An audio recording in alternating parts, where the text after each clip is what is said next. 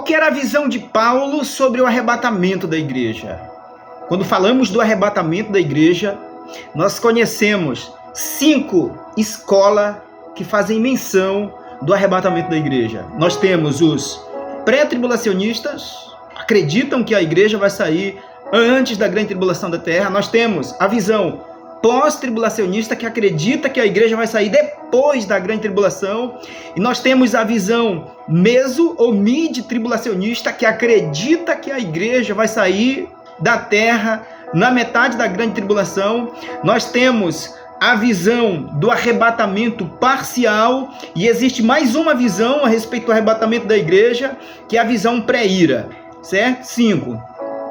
Então, dentre essas 5 escolas de interpretação a respeito do arrebatamento da igreja, qual que era a visão de Paulo? Ele era um pré, ele era um pós, ele era um meso, ele era da visão parcial, ou Paulo, ele acreditava em uma vinda pré-ira? É isso que nós vamos ver neste vídeo. Em 1 de Paulo aos Tessalonicenses, uma epístola conhecida como epístola escatológica, haja vista que a epístola de Paulo aos Tessalonicenses, em todos os capítulos, nos 5 capítulos de Paulo aos Tessalonicenses, nos 5 capítulos da epístola, ele trata da vinda de Jesus em um versículo. Em cada capítulo ele trata da vinda de Jesus. E no capítulo 4, que é o seleto capítulo a respeito do arrebatamento da igreja, o versículo 17, ele diz assim, depois de nós, os que ficarmos vivos, seremos arrebatados juntamente com eles nas nuvens, a encontrar o Senhor nos ares, e assim estaremos para sempre com o Senhor. Observa a colocação de Paulo. Paulo era um pré-tribulacionista. Observa. A grande tribulação é no período da grande tribulação que vai se manifestar o anticristo, a besta, o falso profeta, as 144 mil selados das 12 tribos de Israel. Também vai aparecer na terra as 2 testemunhas, isso no período da grande tribulação, o homem do pecado, o homem da iniquidade. E Paulo, quando ele fala do arrebatamento da igreja, ele diz que quando o Senhor voltar, ele estaria com ele. Ele diz, depois nós, os que estivermos vivos.